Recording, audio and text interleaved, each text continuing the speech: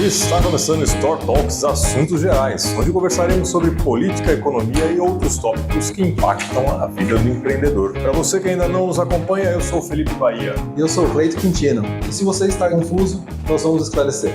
Além do episódio que vai ao ar toda quinta-feira, agora nós vamos postar um episódio à terça. Exatamente, agora teremos um episódio a mais na semana, às terças-feiras, às 7 horas da noite. Então não se esqueça de nos seguir e deixar seu joinha para acompanhar todo o nosso conteúdo. Encontre-nos no YouTube e nas principais plataformas de áudio como Store Talks e no Instagram como store.empreenda. Aproveitando que estamos em ano de eleições municipais, vamos trazer para vocês candidatos e candidatas às prefeituras e à Câmara de Vereadores de nossa região, além de especialistas no assunto para nos ajudar a entender esse mundo, com isso tomarmos melhores decisões na hora do voto. Hoje estamos com Luiz Bená, pré-candidato a vereador aqui em Piracicaba. Exatamente. Bená, muito obrigado aí por Bená, por vir bater um papo e explicar um pouquinho pra gente aí desse mundo da política que Bom, é muito obrigado louco. eu pelo convite.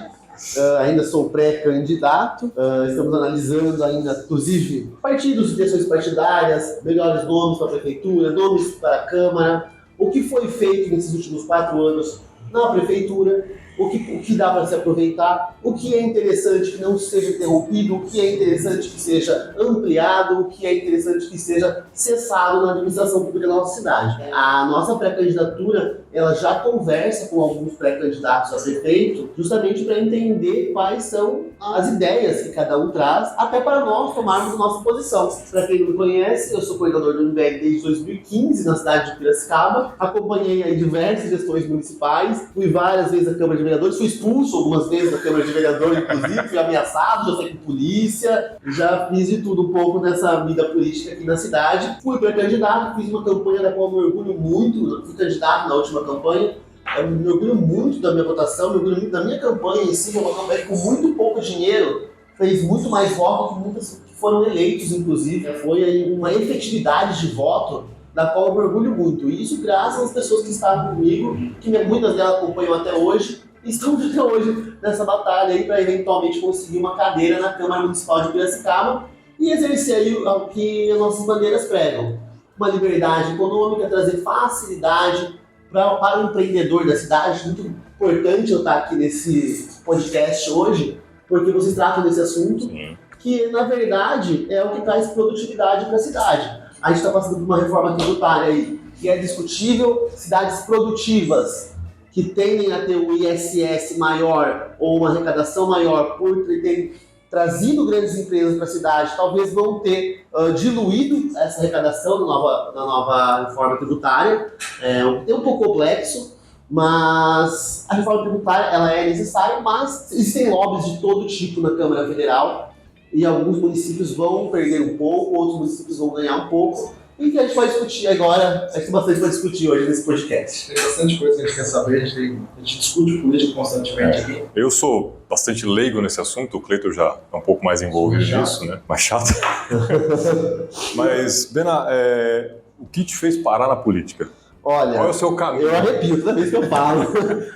Eu acho que eu sempre gostei de política, tá desde criança, eu acompanhava a primeira eleição do Vargas, que era Vargas, Machado e Roberto de Moraes, lá atrás, faz tempo, hein? 2000.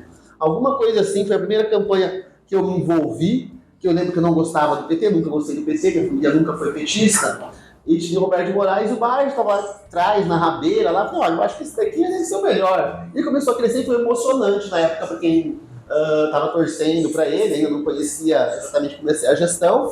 Foi emocionante ver aquela alavancada e como funciona a política, né? Política, como dizia Juscelino Kubitschek, se não me engano, é nuvem. Hoje ela está aqui, amanhã ela está lá. Olha o que foi o PT, para onde ele foi parar nos últimos 4 anos e onde ele está hoje. Nossa. E isso foi um erro da nossa direita muito grande. A direita teve que errar muito para o PT voltar com a força que voltou. E errou muito. E fez burrice, literalmente. Então eu sempre gostei, mas o momento que eu falei, olha, eu tenho que fazer alguma coisa, que eu realmente me emociono, foi na Revolução de 2014 da Ucrânia. Eu acompanhava, em tempo real, todo dia no noticiário, né? Você via aquele pessoal naquele inverno super rigoroso, lutando contra um governo autoritário. E daí você vê que jamais a Rússia vai dominar aquela nação tão fácil como ela achou que seria. Se você vê, tem um documentário no Netflix, chama Winter on Fire. E eu recomendo muito esse documentário, que mostra aí a luta do povo ucraniano contra o autoritarismo, que a Rússia, na verdade, tinha um fantoche dela, que era o Yanukovych, que era o presidente da Ucrânia, que era o fantoche do Putin até aquela hora, né? E que eles conseguiram derrubar, ele fugiu para a Rússia, diante de, acho que foram mais de 90 dias do povo lutando na praça da cidade, no inverno de menos 10 graus, todos os dias contra as tropas do governo. Então acho que foi aí que eu falei, cara, se eles fazem isso, e na época a gente estava na Dilma, né, de 2014, 2015, eu falei, como que a gente não consegue tirar a Dilma, cara? E daí eu comecei a realmente me engajar pelo impeachment da Dilma. Começamos a organizar manifestações e política, muita pessoa fala que é igual uma doencinha, né? Na hora que pica você não consegue mais soltar. Uma doença incurável. Olha, tem gente que se cura, eu gosto até hoje de eu não cansar tão rápido, porque cansa, às vezes enche o saco. Inclusive esse ano eu não sabia se eu iria ser pré-candidato ou não, estava bem desmotivado. A minha vida profissional ela começa a alavancar e às vezes eu me pergunto, será que vale a pena dispor de tempo, dispor de dinheiro, porque tempo é dinheiro, para trabalhar pelos outros? Será que outros fariam isso? E daí você vê que quem está fazendo isso hoje não faz por nós. Então a gente tem que ocupar, e a gente pensa, eu tenho que ocupar esse lugar. E sinceramente eu comecei a me engajar mais depois que eu comecei a ser procurado por diversos políticos da cidade, dizendo que o meu nome está aí muito em exponência na cidade e que eu teria uma chance muito boa se eu talvez fizesse o que eu fiz na última. Claro que eu pretendo fazer muito mais, a gente sempre tenta melhorar, a gente tem 4 anos aí para se especializar ainda mais. Para amadurecer. Sim. Loucura, né? É uma loucura, mas é aquilo que eu sempre converso com você, que eu sempre converso, porque todo empresário tem faz essa conta. Sim. Não compensa. Financeiramente. Vai passando tempo, você conversa com todos, tá uma merda isso, o imposto é isso, a prefeitura não resolve isso. Fala, cara, ninguém quer entrar e a gente fica de fora só criticando. Sim. E fica esse ciclo. E é chato ficar de fora criticando, né? Porque parece que a gente fica impotente. Não, mas é o que a maior parte das pessoas gostam de fazer também, né? Sim, criticar, mas sim, não põe o dedo ali. Sabe que eu tive essa conversa antes de me decidir sair, né, com o Kim Kataguiri, deputado federal do União Brasil, do MBL. E eu falei, Kim, você passou, justamente num podcast, teve uma fala, eu não digo que infeliz, eu entendi o que ele quis dizer, mas começaram a taxar ele de nazista por uma fala dele. Ele passou por momentos muito ruins, né? Claro que a justiça entendeu que não foi o que ele quis dizer, mas aquela coisa, né? A internet condena antes de todo mundo. E eu vi o que ele passou. Ele sabe o que é você estar no Jornal Nacional sendo chamado de nazista? Isso por 3, 4 dias. Nem quando caiu Máfia por aí, ficou 3, 4 dias no Jornal Nacional, né? E eu lembro que ele entrou numa depressão na época, tudo.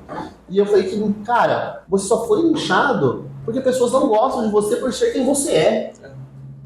Autenticidade. Entendeu? E daí eu falei, será que eu quero isso pra mim? E é isso que eu me pergunto, porque às vezes eu posso colocar, inclusive, a minha vida profissional nisso, dependendo do que eu fizer. Sim. E daí ele falou, Bená, eu entendo você, se você quiser sair, é o que se espera às vezes, da maioria das pessoas que tem consciência. A maioria. Mas ele falou, você vai olhar pra trás e você fez o quê pela sua cidade? Entendeu? Poxa, você tem chance, tá aí, abraça.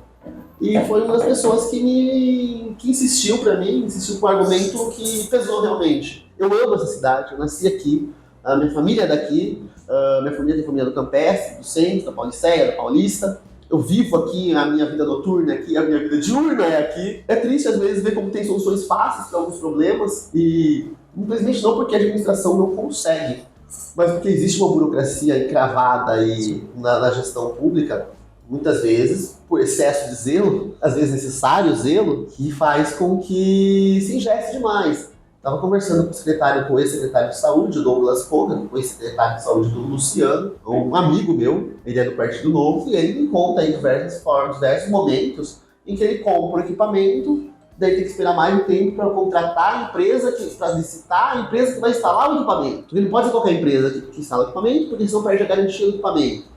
Então você comprou o equipamento, você tem que fazer um planejamento aí fácil de guerra, para você instalar um ar-condicionado. Ou se não, eu estive também num congresso do MBL, inclusive, com o secretário de Educação do governo Dória, não vou lembrar o nome dele.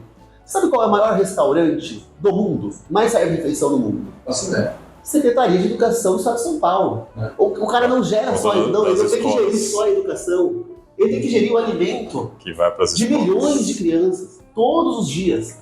Então você coloca a administração pública para gerir aí um ramo infinito de situações e que realmente complica demais para o administrador público o risco que ele corre. Porque, se uma dessas milhões de merenda, a maionese está estragada, quem que vai sair na TV? Não vai ser merendeira lá, que nem vamos saber quem foi que fez e colocou aquela maionese estragada lá. Vai sair, secretário de educação dando comida estragada para as crianças.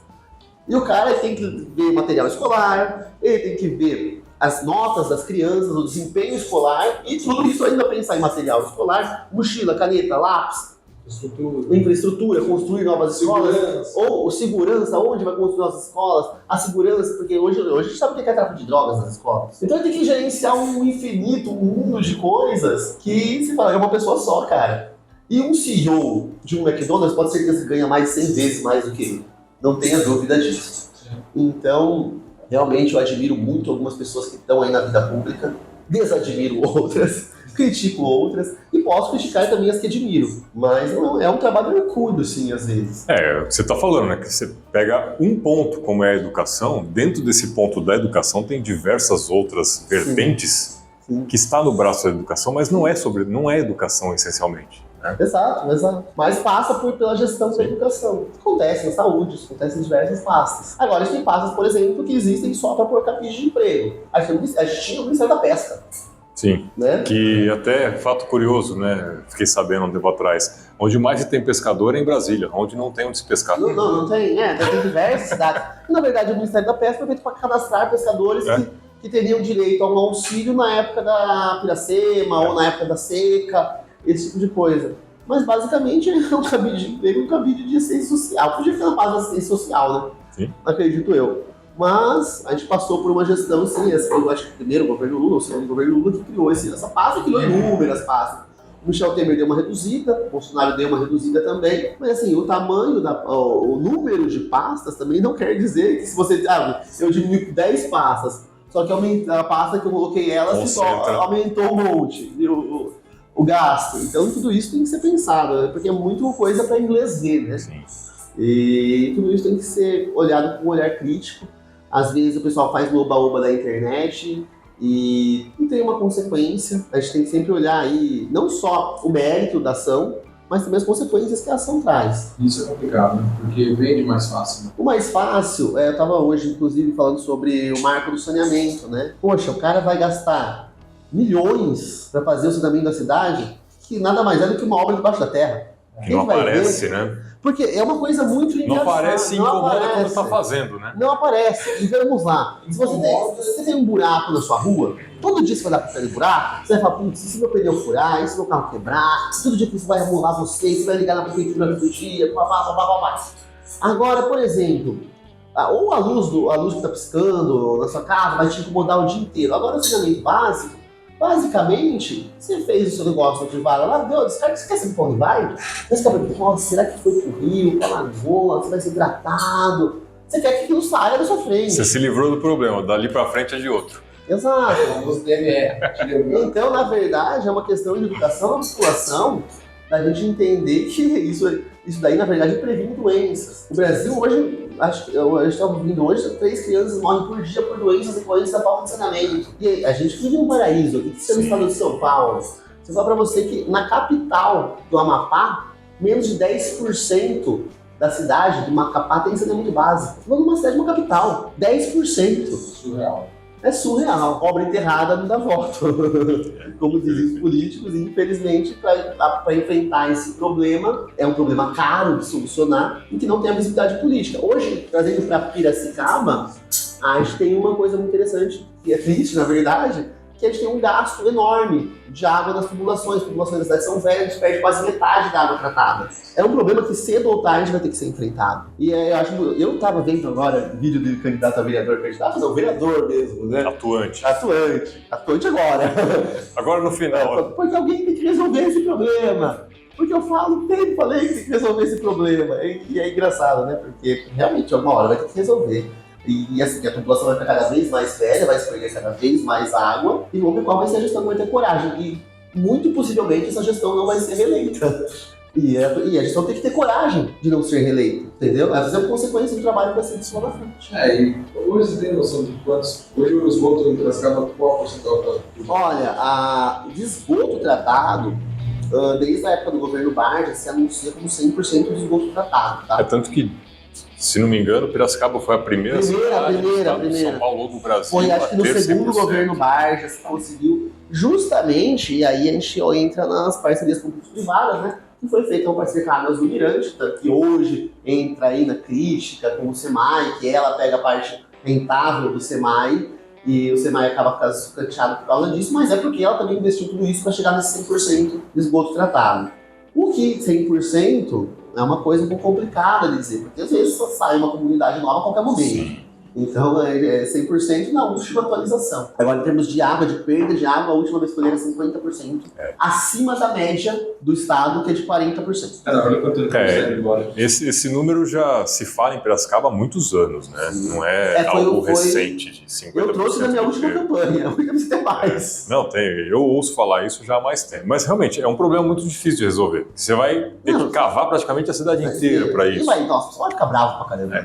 E é algo que não vai se resolver em uma gestão. Não vai. Né? Não vai. Mas é algo E vai fazer que tem que ser buraco. feito. A gente tem um problema hoje com as empresas de asfalto, todo mundo reclama da qualidade do asfalto, então você vai fazer mais buraco para essa empresa de má qualidade de asfalto fazer equipamento. Mas assim, ainda nesse ponto do saneamento, né, da água, tem um outro problema. E aí eu vou falar num caso na Avenida da Unimed. Passaram um asfalto novinho, deu uma semana, foram lá e abriram a avenida inteira para passar uma tubulação nova. O que está batendo muito? Qual é a lógica de as partes não se conversarem e falar assim, pô, Não liga. ó, a gente vai ter que fazer ali, gente. Vocês vão fazer o asfalto? Parece não, que cada, só faz. cada Cada um cuida do seu. secretaria é Uma uma empresa separada. E assim, aí falta a secretaria de governo, talvez, gerenciar tudo isso. Eu conheço a secretaria de governo da cidade, acho que melhorou muito, mas eu entendo a dificuldade, mas não entendo não ter uma solução para essa dificuldade, entendeu?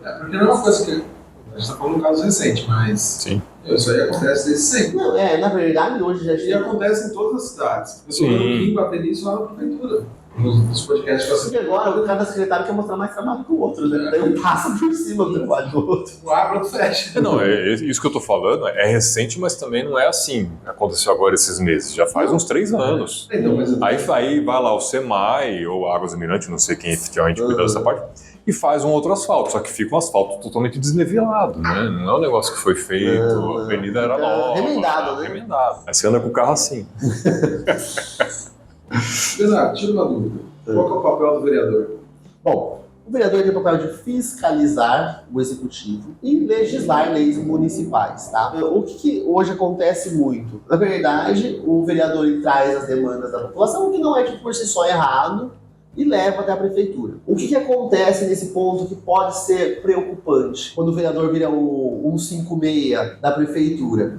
Que para ele conseguir o mérito da resolução do problema às vezes que não é urgente, porque às vezes para você o problema é urgente, mas para a gestão pública tem outras prioridades.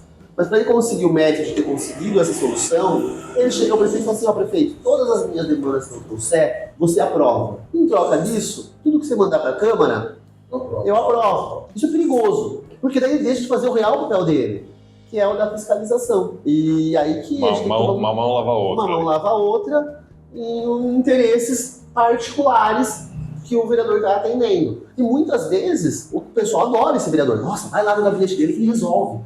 Entendeu? E esse vereador acaba sendo o cara que mais faz voto às vezes. Ou aquele vereador que vai lá dar carteirada no posto de saúde e passa os amigos dele na frente, o eleitor dele na frente. Só que quando ele passa o eleitor dele na frente, ele passa todo mundo para trás. E essa definitivamente não é a função do vereador. Se mistura muito, né? Mas esse é o cara que posta vídeo, ela vai estar ali agora, papá. É o polêmico, né? É o polêmico, e daí a mulher vai lá e agradece, olha, ele salvou minha vida, e realmente pode ser salvo, tá? Mas não sei se é o modo adequado, pelo menos na legislação não é esse o papel do vereador.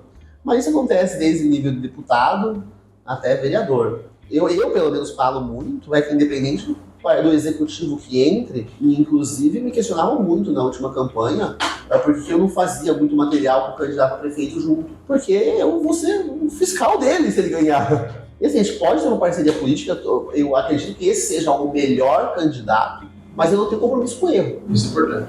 Entendeu? E assim, eu, por exemplo, votei no Bolsonaro em 2018. Votei. De repente, talvez por aquela situação, naquele momento. Mas eu não tenho compromisso com ele. Eu acho que ele fez muito erro. Errou, tá errado. Errou, tá errado. E assim, vamos passar a mão? Do que tá certo, eu vou aplaudir. Assim como o Lula, se fez uma coisa boa, uma política pública boa, eu vou aplaudir o ProUni, por exemplo, acho uma ótima política pública. É importante o ProUni, tá? O ProUni, acho uma ótima política pública, inclusive liberal. Quem desenhou foi Friedman. O Bolsa Família também, né? O Bolsa Família é de Friedman, exato. Aqui no Brasil acaba tudo se deturpando e, por mais que seja uma política boa, vamos tomar cuidado vai com pela isso. pessoa, né? Quem não, fez? a forma como é feita às vezes não é Não, apropriada. Na verdade, hoje, se fosse o FHC que tivesse feito, era uma política liberal para o liberal, neoliberal, quer acabar com a universidade pública. Mas como foi o Lula, pode, tudo bem, é pros pobres, tal, mas na verdade é o mesmo projeto, né? É o quem faz, não Sim. o que faz. E o Bolsa Família também, né? Antes era o Fundo Zero. Sim, o Bolsa Gás, Muda vários, né? Eles muda o unificaram. nome.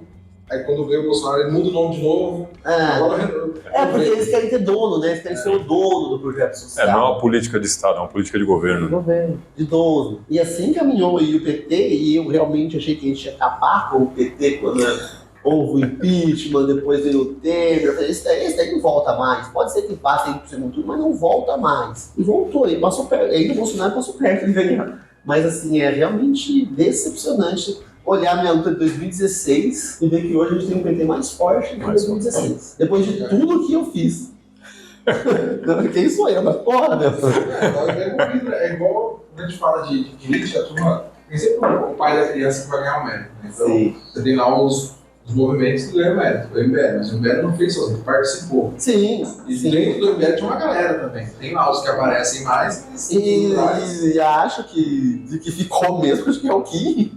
De 2016 é o Kim e o Renan. Porque da minha época passou Holiday, não tinha, como eu falei, na época. O Rubinho tinha, mas depois não tinha, depois esteve, depois saiu de vez. Mas eu posso falar uma coisa, eu não tenho político de estimação, mas tenho uma admiração muito grande pelo trabalho do Kim Kataguiri. Não só porque tenho uma amizade com ele, mas porque você vê ele falando, por exemplo, de reforma tributária, uma reforma administrativa. Ele é mais novo que eu. E como ele entende todos esses assuntos, e como ele estuda, e como ele se empenha, e como ele passou por depressões e por problemas de saúde para estar lá fazendo o que ele gosta. Poxa, eu valorizo muito de ter uma pessoa pública com esse valor, ou com esse valor que eu enxergo, pelo menos, nele, tá? Eu vejo com muita admiração mesmo o trabalho dele. Eu também acompanho ele há muito tempo e comecei a acompanhar ele durante ele escreveu o Rica Pirroni 18. E a Rica pergunta para ele quem que era o candidato a presidente. E aí ele fala, olha, na minha opinião, nem o Lula, nem o Bolsonaro, nem o Haddad, nem o Bolsonaro, mas eu penso que talvez aqui o Temer continuasse seria interessante, até o Sim, sim. E aí ele usa esse vídeo para dizer, não, em 18 eu não tava no Bolsonaro, eu apontei que queria esse. O presidente. E depois começaram a bater na MBL nesse sentido, né? Sim, que a gente traiu. Não, a gente nunca traiu. Talvez no segundo turno a gente apoiou, no segundo turno a gente foi... segundo turno, porque eles já estavam eleitos no segundo turno, eles não precisavam apoiar. Eles apoiavam porque era o Bolsonaro e o Haddad, fizeram caravana nos municípios do Nordeste, onde o Lula tinha mais voto, para tentar trabalhar. E olha que ingratidão, né? Foram chutados assim na primeira oportunidade. Não que eles esperassem alguma coisa desse governo, tanto que falavam já no primeiro turno que não esperavam, o que inclusive não estava na chapa do Bolsonaro, ele estava na chapa do Alckmin. Você for olhar, ele saiu pelo DEM, o DEM apoiava o Alckmin para presidente, ajudou o Bolsonaro no segundo turno, depois que ele já estava eleito, depois ele se elegeu na onda do Bolsonaro. Bom, coisa que a gente escuta, né? Eu já virei comunista, eu já virei nazista, eu já virei fascista, já virei socialista, eu já fui tudo isso. Dependendo de quem fala, você é um outro extremo. Né? Exato. Não, melhor agora, ele é esquerdista, você sabe. Eu sou da época do Coxinha. Lembra da época do Coxinha? Eu sou da época do Coxinha, era mais fácil. Não pegava tanto ego assim, né? Só batia tão forte. Era o Coxinha e o Mortadela. Era coxinha. Eu sou dessa época. E fala como se fosse muito tempo atrás, né? Isso é recente, né, cara? Não, gente, vai fazer 8 anos. Mas é recente, 8 anos. Não, na história é pouco, mas pô, já tem 30. É um terço da minha vida. Vamos lá, eu tenho que trazer algumas coisas aqui que eu quero. A ideia é realmente levar essa informação para quem de repente se interessa, que é a minoria, mas beleza. Não, e converter aquele que ainda não se interessa para se interessar também. Fazer ser interessante, né? Que é algo que está acontecendo no Brasil, né? Sim, Essa mas discussão isso política é o tá mérito do acontecendo. Bolsonaro, tá? Ele trouxe o interesse, lógico que ele trouxe da forma, ele vende a informação da forma como ele quer. O jeito torto dele fazer. Do jeito torto, mas as pessoas entram do jeito torto, mas começaram a se interessar. O Brasil, eu nunca vi, eu gosto muito de história, a política mundial, eu nunca vi no mundo uma reforma da Previdência aprovada com apoio popular. Só no Brasil, no Bolsonaro. Na França, várias reformas da Previdência, eles Nossa. botam fogo em tudo. No Canadá, nos Estados Unidos, Aqui o aqui, povo foi com a rua, pedir. reforma. Exato, e era necessária. E na verdade o Temer deixou ela prontinha pra ele, viu? Tava fácil.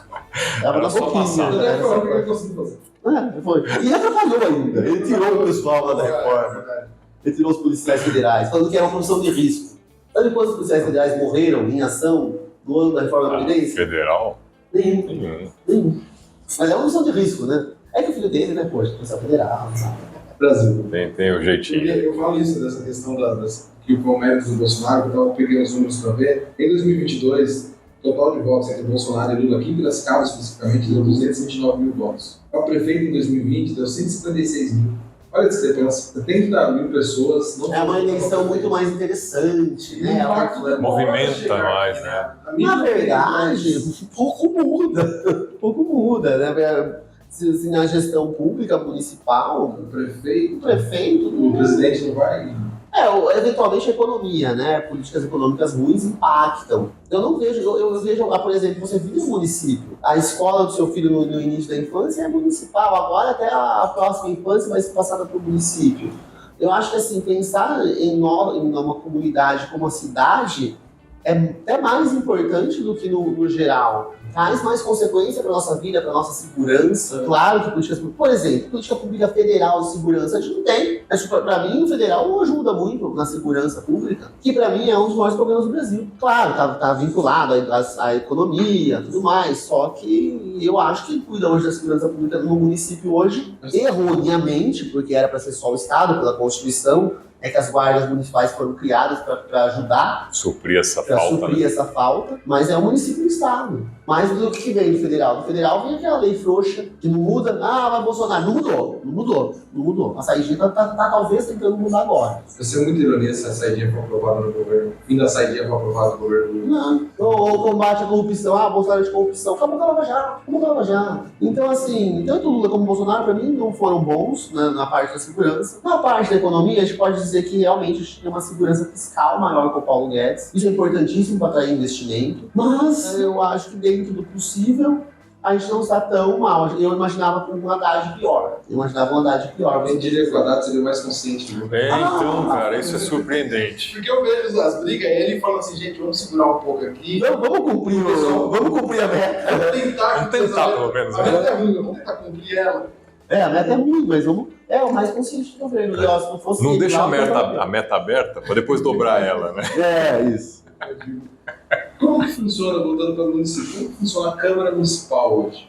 Porque, assim, hoje não, como que ela funciona no geral? A gente não, eu pelo menos não tenho ideia. O vereador vai todo dia, tem votação. Não, tem os dias da Como sessão. funciona? O vereador ele não precisa estar lá todo dia, porque às vezes está nos bairros, fiscalizando e tudo mais. Muitos vereadores pouco aparecem, até em sessão não aparecem, tá? Mas existem os dias da sessão, os dias da ação normalmente ocorrem votação, a votação ela é divulgada antes, para que o vereador saiba o que vai ser votado. E para a população também ter ciência disso. Da pauta que vai ser, se ela quiser eventualmente comparecer. Não que se eles acharem que tiver muita gente lá, eles marcam, você tem muita gente hoje, vamos mudar. Tá? Isso acontece. Eu já perdi viagem muitas vezes. E vocês já foram? É muito engraçado. Não preciso ir. Precisamos ir. Não, é muito engraçado. Porque você fala, nossa, eu vou lá pra ver que quero ver a votação na guarda municipal, por exemplo. Daí você tá lá, né, meio perdido, você chega lá, onde que entra, tal, tá RG, você fica ali, aquele canto, tá, você só faz um ponto, né? Eles olham pra trás, por que essa pessoa aqui, porque não tem ninguém, tem os 3 pontos aqui hoje. Filtrado. E eu acho que eles falam assim, vamos zoar a cara deles, né? Não é possível. Porque daí começa assim, agora votar o projeto 14.619 aprovado. E daí você fala, o que é esse projeto? Daí você olha no folheto, você não acha que é o projeto, você não sabe se foi aprovado, não foi aprovado. Eles saem, ficam meia hora tomando café lá dentro, eles voltam, daí você... Moção de aplauso, nome de rua. Daí você vai ver se você não entendeu nada, se você votou ou não votou, é bem complicado, tá? você tem que estar bem preparado para assistir uma sessão. O tema tem que ter marcado debate, tem que ser polêmico. Você vai ver que às vezes eles evitam, quando tem muita gente, eles dão um jeito de fazer a coisa mais rápida. Ou não fazer, deixa para outro dia. A dia, como que é? Tem um... Tem o adiamento, né? Mas assim, da pauta específica lá, eles pedem, tem um termo Sim. lá. Porque eu ouvia muito quando eu ainda fazia a faculdade. Na hora que eu estava voltando da faculdade para casa, ainda estava rolando a sessão e eu ouvia no rádio, uns trechinhos. Cara, era engraçado. Lembrando... Eu me formei em 2016. E lembrando que assim, para a criação de leis, a Câmara tem uma margem de manobra muito pequena. Porque ela tem que respeitar a Constituição Federal e a Constituição Estadual. E muitas pessoas não sabem, mas o Poder Legislativo não pode criar obrigações para o corpo de funcionários da Prefeitura. Não pode, ela pode criar uma norma geral, mas não criar funções específicas para o Executivo. Isso segundo a Constituição Federal. Então eu diria que 70% dos projetos aí que o pessoal propõe por aí caem nessa possibilidade de inconstitucionalidade. E assim, muitos, inclusive eu mesmo, já tive dúvida em relação a isso, porque se você for analisar de uma forma rasteira, qualquer lei que você proponha no município, de alguma forma ou de outra, afeta o Executivo. Sim. E daí você vê o quanto que a jurisprudência vem autorizando ou não. Mas, em geral, a Câmara, eu acho que a grande função dela seria assim, a fiscalização. E, assim, ela tem possibilidade disso. Ela tem a possibilidade de criar CPIs, assim como se cria na Câmara Federal, ela pode criar aqui, ter acesso, ter um poder investigativo, tá? Inclusive chamar testemunhas e tudo mais, ouvir testemunhas. E um pouco houve a CPI do SEMAI, que produziu um relatório. Sinceramente... Chegou a ver esse relatório? Eu não cheguei a ver. E assim, eu cheguei a ver o resumo dele no jornal e entendi que não acharam nada. Eles acharam indícios, queriam investigar um pouco mais, mas assim... Não chegou em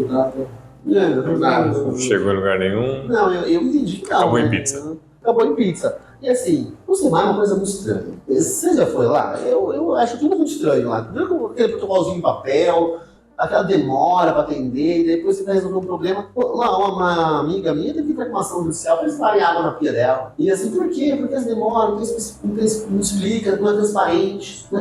Se isso já está nesse patamar no atendimento ao público, que é quem eles deveriam tentar agradar, imaginem por trás. Eu tive um problema no SEMAI uma vez, que veio uma fatura altíssima lá pra mim, muito fora do padrão. Aí eu fui lá, toma um chá de cadeira do caramba, Nossa, um monte de documentos, apresentei lá, deram um desconto, mas não explicaram por quê e estava certa a fatura. Eu falei, como assim, caramba? Assim, Não, certo que não desconto. Exato. Mas aí você não entende, você fica mais desconfiado ainda. Você sai de lá com E você uma fala mais assim, dúvida que sobrou. tá errado, então tá errada a leitura, vamos pegar a média das últimas, alguma coisa assim. Não, você ganha 50% de desconto e é isso, fique feliz, porque senão você vai ter que pagar. Bem isso Discutir mesmo. muito, você vai tomar outra. Você vai voltar atrás. Complexo. Eles quebram a perna, eles dão muleta depois. Voltando para município, assim, o que, por exemplo, uma Câmara de Vereadores ou a burocracia de todo o processo governamental poderia ajudar no lado do empreendedor hoje aqui? Olha, O que você vê assim, de melhorias que poderiam ser feitas? A gestão atual, ela criou Piracicaba sem papel, prefeitura sem papel, facilita bastante, no sentido de que você não tem que fazer aquele trâmite de ir e voltar na prefeitura, toda vez que precisa de um novo alvará, autorização e tudo mais. Eu acho que isso ajuda, e é esse o caminho que tem que ser seguido, da digitalização, principalmente. Isso vai facilitar e muito o empreendedorismo. A maioria das burocracias que existem para o empreendedor, na verdade, elas vêm de leis federais. A reforma tributária vai ajudar nesse sentido, vai tornar mais simples o cálculo do imposto, embora vá ter um impacto, sim, aí que os gestores devem estar contabilizando como gerentes de prefeituras, mas eu entendo que para o empreendedor piracicabano, quanto mais digitalizar, e assim, vou falar a verdade, digitalizar vai fazer fácil. Eu que pedi uma restituição numa guia, até agora não consegui, se Piracicaba sem papel. Então, é isso que eu ia falar, se Piracicaba sem papel, ele teve um processo complexo, né? Porque eu sou contador. Eu tive que abrir empresa. Na pandemia, Piracicaba ficou perfeito para abrir empresa. Porque era tudo por e-mail. Você montava tudo, não dava por e-mail. É ótimo. Só que a gente tá falando. Calma que ainda vem a surpresa. Só que nessa época, alguns meses antes da pandemia, era presencial. Tinha que preparar Sim. 3 dias. Só que tinha, e assim, Piracicaba é grande. Eu abri uma empresa para Paranapanema, se não me engano, uma cidadezinha minúscula, eu fiz tudo por aqui. Sim. A Piracicaba estava atrasado já. Aí depois da pandemia, eu falei assim, ó, Se funcionou na pandemia, melhorou, eles vão manter, não piorar. Aí você tinha que fazer uma procuração do empresário, do contador dele. Sim. Fazer uma procuração. Aí levava a procuração entregava. Ah, beleza, protocolava o processo. Aí liberou. Eu voltava a buscar, cadê a procuração? Eu já entreguei, não, você precisa de uma procuração para retirar o processo. Eu falei, não, mas eu entreguei, a procuração tá aí. Ela falou, não, mas ela tá arquivada. Não dá pra tirar Não foto. pode, mas pegar aquela procuração, mas é o mesmo. Aí beleza, voltar, perdi a viagem. O sem papel, o primeiro período foi horrível. Não, eu melhorou já, porque eu acho que tô no primeiro período. A abertura melhorou. Eu tive empresa que liberou em 3 dias. Né, eu tô com uma restituição de guia de TBI. Comprei uma casa, mas descomprei e tal, né? E não consegui restituir. Não sei onde eu ponho aquele negócio. Mas isso no ISS também é complexo. Hoje, A restituição. a gente paga. Vou trazer aqui pra você depois. Não, tá maluco. Deixa quieto. Prefeitura, meu. Não, porque assim, eu acho legal digitalizar. Só que tem que fazer uma coisa bonitinha, uma coisa Funcional, simples. né? E, gente, eu não vou modéstia à parte. Eu sou advogado, sou estudado, sou da geração do computador já. Se eu tenho essa dificuldade, Não. imagina a maioria da população. Meu, e assim, eu tô deixando de pegar um dinheiro que é meu, que eu tenho direito, eu tô com o ofício do juiz na mão. É só eu saber pra quem dá aquilo. Eu tô quase indo lá falando pessoalmente. Agora você vai pessoalmente, vocês não aceitam, né? Agora eu ficava sem papel. Então, meu, tem que digitalizar, mas tem que fazer fácil, não difícil. O e-mail era fácil. Poxa, manda um e-mail aqui, ó, eu quero que faça isso. Tem algumas coisas que funcionam bem. Hoje mesmo eu tive um cliente com erro de cadastro. Eu liguei, depois de 10 tentativas, me atenderam. Eu falei, manda um e-mail aqui. Mandei 15 minutos me respondeu. Achei fantástico. Mas essa questão de restituição é muito complexa. Não funciona. ISS, eu tenho problema com o cliente. Ele emite a nota hoje.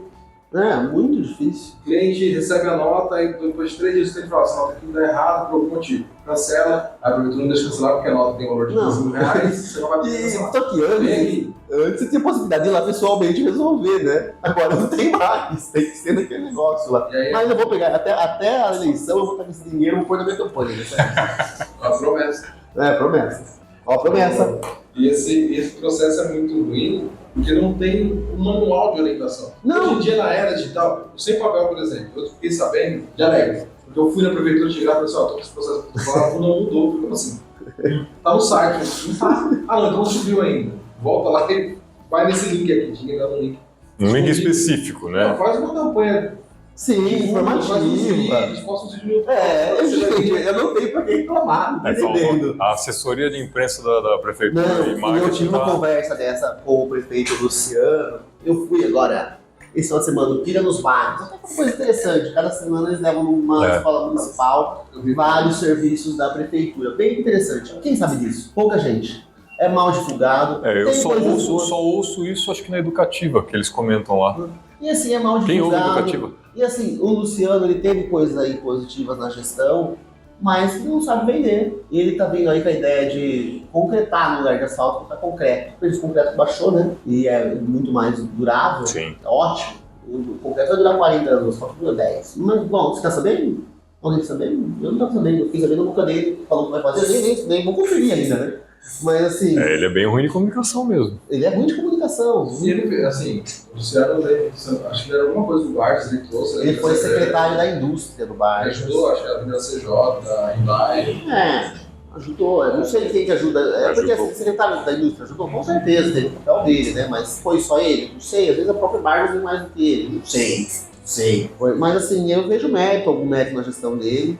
Uma coisa que ele vai criar, por exemplo, diz que, né, vai ser trazer a educação financeira para as escolas municipais. Infelizmente, isso não compete ao município trazer para as estaduais, que acho que é o grande demandador desse ensino. Mas já vai trazer noções básicas aí de educação financeira. Conversei com ele, elogiei, era uma proposta da minha campanha de 2020. Embora fosse para vereador, a gente ia comentar isso junto ao executivo. E acho que parece que vai ser implementado nesse ano letivo.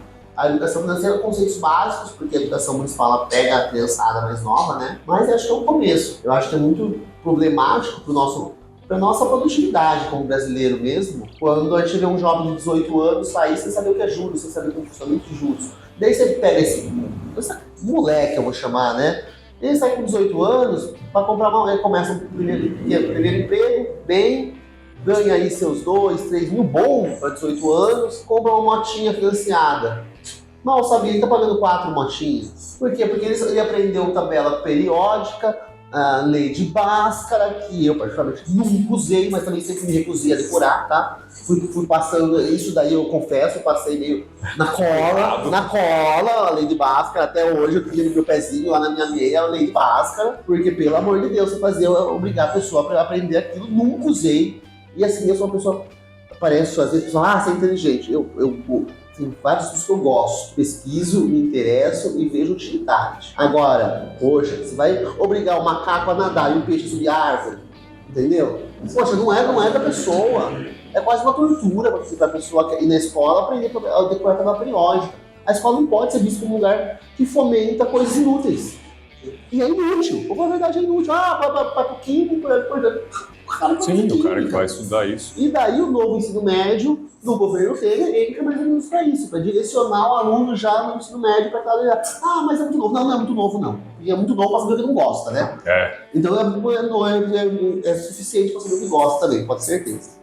E tem aptidão, né? Você tem uma lógico que tem. E assim, mas você pega aquele moleque de 16 anos, eu odeio matemática. Eu não sei se eu odeio matemática, eu sabe que você não gosta. Alguma coisa tem que gostar, meu amigo.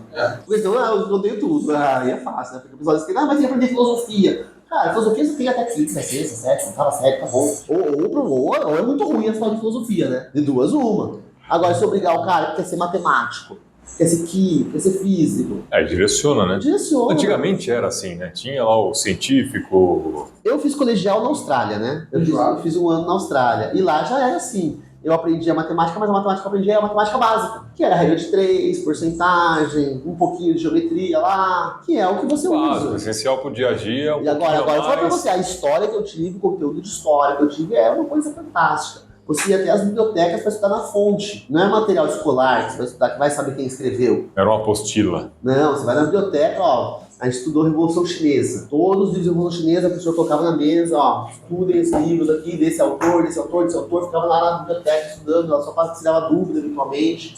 Que já é um outro ponto interessante, você incentiva a pessoa a pesquisar. Aqui você dá uma apostila que o cara só vai lá e marca X. A saber pesquisar. Não aprende nada. Então, acho que assim, é a questão de produtividade. A gente tem que trazer esse conceito de educação financeira para as escolas o mais rápido possível no ensino médio. O estadual vai começar com o projeto, o Tarcísio está com o projeto. Não, é o projeto. Entre projeto e aplicação. O que eu sei é que Piracicaba parece que começa esse ano. Vamos cobrar o secretário Bruno Rosa, uma pessoa que eu conversei algumas vezes, parece uma pessoa muito capaz. Pena que entrou no fim agora no... Não, e que se começar que continue, né? É o que eu falei, a gente tem que olhar os prefeitos, os prefeituráveis, e ver aquilo que a gente entende que não pode ser cessado, tem que continuar, que seja uma proposta de prefeitura mesmo, não só daquela pessoa. Me parece, eu não vejo nenhum dos nomes aí principais, tirando a professora Bebel, com o intuito de tirar essa matéria da grade escolar. Por que eu falo da professora Bebel? Porque em contato com o Sebrae, por exemplo, né, que é quem às vezes fomenta até dar essas apostilas para esse material, fala que a principal oposição vem da POSP em relação à educação financeira nas escolas. Qual o argumento da POSP? É bem genérico? Olha, me parece que eles falam que tem desde aquela parte que é para dar risada mesmo, que é fomenta o capitalismo, tira aí a educação da história, vai tirar espaço das outras matérias, as outras matérias vão diminuir carga horária, porque normalmente a educação financeira é dada por um terceiro, não é por um professor concursado, entendeu? Então vai tirar espaço, vai tirar grade horária. Até tem esses dois argumentos aí que a gente escuta bastante. Agora, eu não vejo isso como um problema dentro do benefício que traz para a população. A gente tem hoje 70% da população endividada, claramente a gente precisa aprender Com certeza. Com certeza. Não, e até é um fator muito simples, né? Você pode ser advogado, você pode ser médico, você pode ser engenheiro, você pode ser filósofo, todo mundo vai lidar com dinheiro. Todo mundo vai lidar com dinheiro. Não tem jeito. Você pode não ser nada, nenhuma profissão, vai lidar você com vai lidar com dinheiro. A não ser que você vai morar no meio do mato, isolado de tudo. Mas para isso você vai ter que jogar o Mas para isso vai ter Não tem jeito, assim, até eu queria conversar. A minha proposta, como o Felipe, é trazer o pessoal aqui para entender realmente qual é o argumento. É só porque eu não gosto? Porque uma pergunta que eu queria te fazer, que eu sempre faço para o Felipe, a gente vê no debate nacional, direita, você é esquerda, você é bolsominion, você é petista, não sei o quê, você é comunista e tal. Isso chega no município? Chega, às vezes chega de uma maneira até destoada, infelizmente. Porque assim, se fosse um debate saudável, e aí a gente vai entrar para os vales do que é direita e o que é esquerda, né? Mas se fosse um debate saudável, por exemplo, aumentar o número de PPPs, será que isso...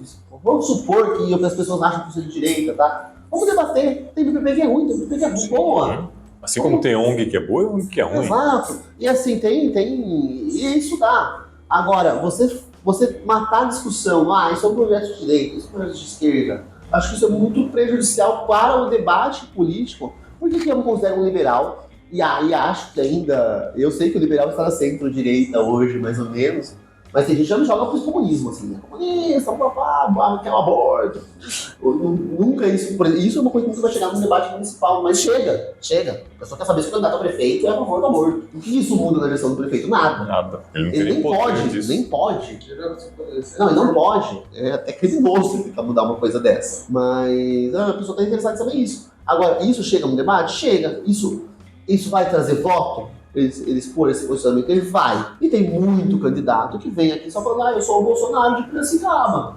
Qual que é a sua proposta? Bolsonaro de Piracicaba. Tem foto com a placa do Bolsonaro. Aqui, ó, Bolsonaro, Arminho, papá. Assim como tem o Boulos, Lula aí, da cidade.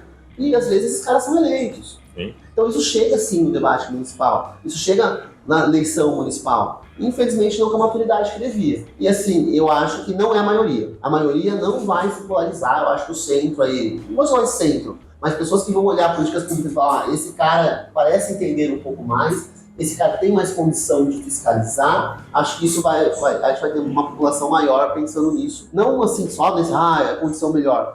Mas, sinceramente, a pessoa que precisa da prefeitura, às vezes, não tá muito aí para Bolsonaro e para Lula. Ela tá aí porque vai chegar na mão dela. Isso pro bem e pro mal. O cara que vai dar dentadura na mão dela, ou o cara que vai fazer um sistema de ajuda social aí que coloque realmente quem precisa na frente. Mas que chega.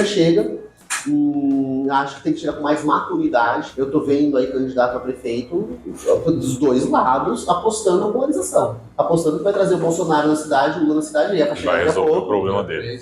E vai pro segundo turno. Eu espero que não seja só essa a ideia dele. Conheço ele, amigo meu, conversei no WhatsApp ontem com ele sobre o problema do Campestre. Que tenha mais conteúdo, não só um arquétipo. Que tenha mais conteúdo. E eu falei várias vezes pra ele, falei na reunião com ele, cara, eu entendo que você precisa desse voto, mas diversifica, traz qualidade, traz debate, traz política pública. Vamos ver. Espero que alguém me escute um pouquinho.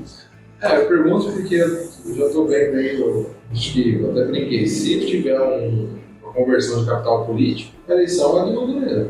Eu não acho. Não, se tiver uma conversão direta. Mas se tiver, mas essa conversão transferência direta, da autoridade. eu acho que não consegue.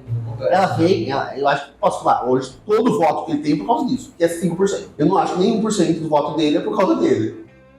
Dos 5 que ele tem. Faz tempo que ele é candidato do Bolsonaro e do Tarcísio. E tá lá, 5, 6, acho que chega a 10, quando o Tarcísio vier, aparece. Mas não sei se precisa de mais. E isso no primeiro turno pode ajudar, no segundo atrapalha. Ele perde pra qualquer candidato do centro, no segundo turno. Se ele quiser apostar só nisso. Por que eu tô perguntando isso? Porque eu vi que ele já anunciou lá, havia notícia que o Bolsonaro ia vir e ia declarar apoio à candidatura dele. E tem eu moro em Rio das Pedras, apesar de a empresa aqui em Piracicaba, já tem uma candidata que vai conversar com a gente aqui, semana que vem. Ela era do PV e é vereadora eleita lá em Rio das Pedras e ela migrou pro partido do Bolsonaro, PL, já postou lá, ela tem um podcast, tá? Pra gente assistir.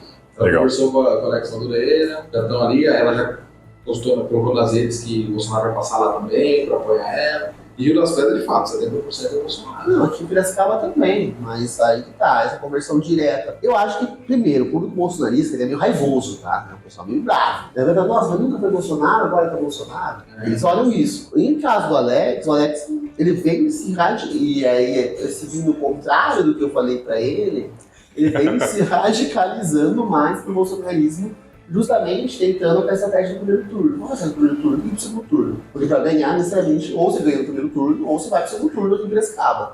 E aí é uma estratégia que vários estão usando. Tá tudo meio empatado. É Lino Zanata, Luciano, professor Abedel, Alex Madureira. Quem tiver aquele upzinho a mais, é o que vai pro segundo turno, talvez com o Barnes. Então a estratégia deixa eu pegar esse fôlego a mais. E conforme ele não cresce na pesquisa, talvez a saída seja a radicalização para pegar esses 12%, 13% de o discurso da campanha do primeiro turno, né? É o que você tá mas falando. daí é fadado a derrota no segundo. Ele vai pegar um barco e vai vir com o apoio de todo o resto. É interessante. Porque daí a centro-esquerda e a esquerda vai com quem? Necessariamente, até o centro. O Borges não tem um problema. Tem social vários aí. problemas. Vários. Ele fala, agora eu tô elegível. Sim, ele tá. Mas tem muita decisão pra sair ainda, entendeu? Hoje ele tá. Mas Hoje você pega a será, certidão dele será pra que mim. sai alguma coisa ainda até muita Ó, eleição? E isso é uma falha da nossa justiça eleitoral muito grande, né? Deixar esse negócio rodar como roda, Eu e a não pessoa se sei. candidata, a pessoa ganha. Poxa, isso é uma coisa que assim, realmente depõe contra a justiça eleitoral. Parece uma bagunça, ninguém sabe direito a situação jurídica das pessoas. Poxa, seja mais clara, viu? Vamos fazer um mutirão aí e julgar toda a eleição? Ah, mas é proposital, não é? Lógico que é, lógico que é. Depois a pessoa se elege e aí? Toma lá da cá. Aí você é meu refém. Você é um prefeito Tá na mão- refém do tá na mão judiciário. dos caras. É o que acontece no Congresso. Uma critica certo, mas o poder quem deu no Congresso. Sim, e aprovou todos os nomes que estão lá. E eu não conheço nenhum que chegou perto que não sei aprovar. Mas também eu não ia querer votar sozinho contra. Só você votou contra, depois o cara vai julgar você Aí você lá. tem que ser muito certinho. É complicado. Mesmo estando certo, corre o risco de estar errado. É o que mais corre. O passado é incerto, né? O passado é incerto, o passado é incerto, imagina. Exatamente. Então você vai ficar na mão desses caras que podem ver pelo em ovo a qualquer momento. E ver, viu? E ver. E assim, e esse é o meu risco que eu falo quando eu falo que eu abro mão de muita coisa na minha vida para ser candidato, inclusive, eventual retaliação política nas minhas empresas. Sim. Tenho um monte de medo, porque às vezes tem. Na empresa do meu pai, por exemplo, não tem nada a ver com a história. Eu já tive muito medo disso. E posso já tive vezes que eu não vou bater tanto porque Sim. pode ter problema. Sou humano, né? Tenho medo. Você vê um cenário político geral no Brasil e em Piracicaba, já que a gente está agora em vias de eleições municipais, efetivamente melhorando? Não, Não. não. Acho que talvez. E tem o contraponto do seu aí, você é muito esperançoso. Não, municipalmente eu vejo aí, não tenho muito problema com a maioria dos nomes que vão sair. Acho que o nosso município ele tem o que é mais importante, que é uma renda boa, uma arrecadação boa, muito difícil estragar isso. É muito mais fácil fazer cagada. Você pode fazer cagada, não município tem dinheiro. Não precisa fazer cagada, não município tem dinheiro. Sim. Então dá para consertar. Eu não vejo um problema tão grande aí na parte da gestão municipal. Mas no cenário político nacional, eu não vejo ainda um nome de centro ou centro-direita, ou até que seja centro-esquerda, diminuindo essa polarização que existe. Vejo com extremamente desgosto essa manifestação que teve agora, 25 de fevereiro, embora entenda que sim, o STF ele abusa um pouco às vezes, mas o pessoal foi lá na rua para não ver um político ser preso. Foi lá para defender o cara que a pauta política dele, o pessoal anistia. O cara tá pedindo anistia lá. Eu vi um comentário que assim, você tá pedindo anistia que você assumiu que tem cagada aí, né? Se tivesse essa. Sim, e aí aquele pessoal que era a favor da Lava Nem Jato, lembrava, que ia ver todo mundo preso, agora quer ver todo mundo solto, porque era o turma deles. Mudou de lado. Então, assim, eu não consigo ainda, tem nomes que eu gosto muito do nome do governador do Rio Grande do Sul, por exemplo, Eduardo Leite, gosto do Zema, gosto do Tarcísio. E o Tarcísio eu posso falar e tá com a faca com o queijo na mão, eu só tenho que dar uma largadinha no Bolsonaro. Só que é coragem, porque a hora que você sai dele, vira uma arma de extermínio de reputação muito grande. Eu acho que ele está se preparando para fazer isso. É possível que não esteja, mas ele sabe que não é fácil encarar o bolsonarismo aí no e cru quando você opta por... Qualquer extremismo é um problema, né? Sim. Mas eu acredito que tá melhorando. No nacional? Bom, eu Assim, sei... eu tenho uma análise bem crua que eu falo muito com pessoas mais velhas. Eu tenho 35. Então, dos últimos 4 anos eu estou conversando sobre política. Eu converso com pessoas de 40 e 45. Eles falam, é uma bosta, antes era melhor, porque por 30 anos não tinha você conversar sobre política na mesa do bar. Não, nunca conversei, eu falei, então já melhorou. A geração nova está conversando sobre política. O Lucas tem 21. O Lucas já tem uma noção muito maior do que eu tinha com 21 anos. O voto dele já é mais consciente, ele está ouvindo esse diálogo. É devagar, óbvio. Não, mas assim, eu não vejo no curto prazo, por exemplo, ele vai ser maioria, porque 21 anos hoje não é maioria. Maioria acho que é 40 anos ainda, na nossa pirâmide etária do Brasil. Eu acho que essa é a maioria, e essas são pessoas que começaram a se formar por política por WhatsApp, com fontes extremamente duvidosas, Sim. muitas mentiras, e que está nos levando a um lulismo e bolsonarismo que só vai acabar quando essas pessoas pararem de votar e talvez os mais jovens começarem a ser maioria. Aí sim, mas eu não vejo isso nos próximos 4 anos. Não. É igual a educação. É algo para Tá por 20 educação anos. financeira, A criança de hoje de 7 anos, daqui esse vai saber votar. 11 anos. Esse cara vai ter uma visão diferente. Sim. Se tiver no ensino médio, talvez vai ficar. Se só tiver Só com conceito, né? vai cair, mas eu tenho expectativa aqui. Melhor. Pior que tá, não fica, né? Adesivo de Ah, tá. Ah, tá. O fundo do poço sempre tem mais fundo. Sempre dá pra cavar mais um pouquinho. Sempre. Mas eu queria perguntar. Eu gosto do MBL, acompanho bastante o MBL, apoio bastante por conta do MBL também. É, não é fácil. Você também apoia todo mundo? Olha, todo mundo. Eu sou comunista, sou nazista, sou tudo. Se você não é do meu lado, você é do outro, né? É isso. E aí E aí as pessoas entendem que só existem Isso dois, fica né? jogado. Não, só existem dois extremos. Não existe nada nesse meio do caminho. Não, e daí quando você fala assim, você é de direita, ele fala, não, eu sou liberal. Todos brocham. O cara que espera você falar que vai ser, eu sou Lula. E Você vai lá a no pessoa não Dolores, sabe você vai no nem o que é um Dolores do liberal. Brasil Alternativo. Nossa, cara, tira esse fascistinha daqui. Daí você vai no rolê de churrasco dos tiozão, chegou o menino aqui do Chegou Lula. comunista. é muito surreal. Não, e é curioso porque se você perguntar o que é isso, o que é? Não faz. Liberal, o que é? O lulista? Tanto que, assim, é? o próprio O cara não sabe liberal, definir nada. o liberal hoje está na direita, porque, assim, eu entendo no padrão filosófico que existe, constituído até hoje na parte formal, que ele está aqui na centro-direita, porque a direita tem a direita conservadora e a direita liberal. A direita liberal seria liberal nos costumes e na economia, e o conservador seria um conservador no costume, mas tem que ser esse liberal na economia, porque agora até tem o Bolsonaro, esse negócio estatal, exército, nem isso tem mais, né? Agora fiquei confuso. É só autoritário mesmo, talvez. Só conservador. É que o Bolsonaro ele criou um conceito de conservadorismo muito próprio do Brasil. Muito próprio do Brasil. Nada muito conservador. Não é com o inglês, muito. Nada do inglês, nada do austríaco, nada do americano. É dele. É dele. Esse conservador, até que eu discuti Bom, isso. pelo menos inventou alguma coisa. Eu acho que foi Eu não sei se é bom, mas Não, é inventou. bom. Pra ele Pra ele é. Não, tô falando pra população, pra como sociedade. todo. Eu acho que foi muito debate. O mesmo debate. Porque a minha discussão é essa. Né? O Bolsonaro é conservador no costume liberal. Eu falo, cara, mas isso não faz muito sentido na minha cabeça. Eu falei, o que é conservador lá? Ele falou, por que tá preocupado com isso? Não, mas ele traz pensamento cristão, mas conservador não era contra. Ele nunca criticou, não tinha nada a ver. Não, na verdade, quando existiu o termo direita e esquerda, nem se sabia o que era casamento gay, o que era aborto. Isso eram discussões totalmente fora do cenário político. Era, na verdade, gerundinos contra jacobinos, Sim. né? Que Os hoje radicais. praticamente são invertidos, né? Exato. Virou lugar mesmo. Exato. E, na verdade, eles falavam que os radicais, os da esquerda eram os radicais, que defendiam a Revolução Francesa radical, que fosse lá decapitando Que eram todo mundo. os empreendedores da época, né? Não, acho que não, isso daí não, acho que seriam mais os sans-culottes, uma população radical mesmo, assim, né? Os que queriam a vingança Tá. dos nobres. Que é os que acabaram tomando o poder e decapitaram muitos nobres, né? Os girondinos, que daí acho que vinham da região da Gironda, né? Que é uma região mais rica, com mais indústria, né? Não é indústria na época, né? A manufatura. Mas que daí defendiam aí uma revolução mais gradativa, ó. Vamos tirando um pouco o poder da nobreza, passando um pouco mais da população, então tá, os jacobinos... E os girondinos ficaram à direita e os jacobinos à esquerda. Aí se tornou o termo a esquerda e a direita. A esquerda do rei, a direita do rei. É muito surreal, assim. Eu brinco muito com o pessoal, assim, alguns colegas que são mais socialistas e comunistas. Aqueles comunistas, ele é bonito. Não, eu também concordo, eu li o manifesto. O final é bem legal, o problema é a galera que você mata nesse pedaço. E ele fala de matar. Ele fala. Não, Ele fala de exterminar. Alguém não leu. Ele fala de exterminar a casa clara burguesa. Ele fala, vamos exterminar.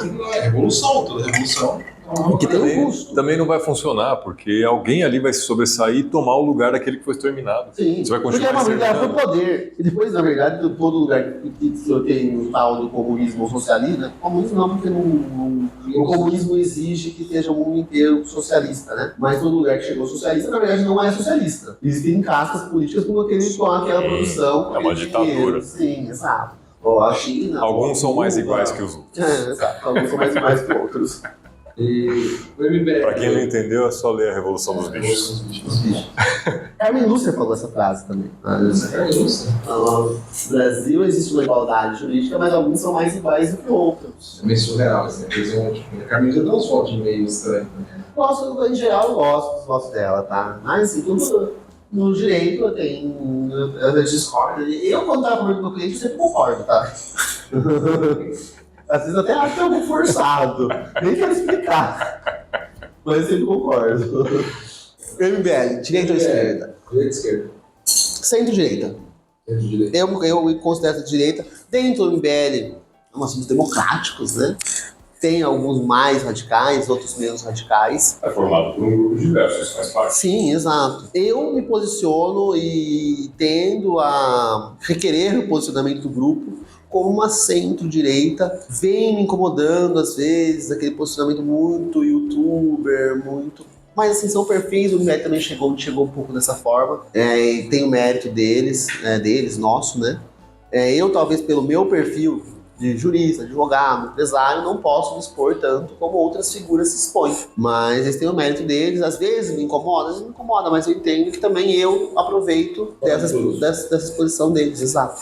Mas assim, eu venho mobilizando às vezes o debate interno para que a gente não entre não nos extremismos da direita e que a gente se mantenha como se manteve aí durante o próprio governo do Bolsonaro, com coerência. E às vezes, se a ideia for super radical, mas for boa, ok, acho difícil. Mas o importante é manter coerência. No seu debate, no seu discurso, você estar sempre coerente. E é isso que eu vou sempre brigar. Ou então seria completamente coerente de ser esquerda, sendo que a gente sempre repudiou aí as políticas públicas de esquerda, e não porque elas são de esquerda, porque elas são ruins.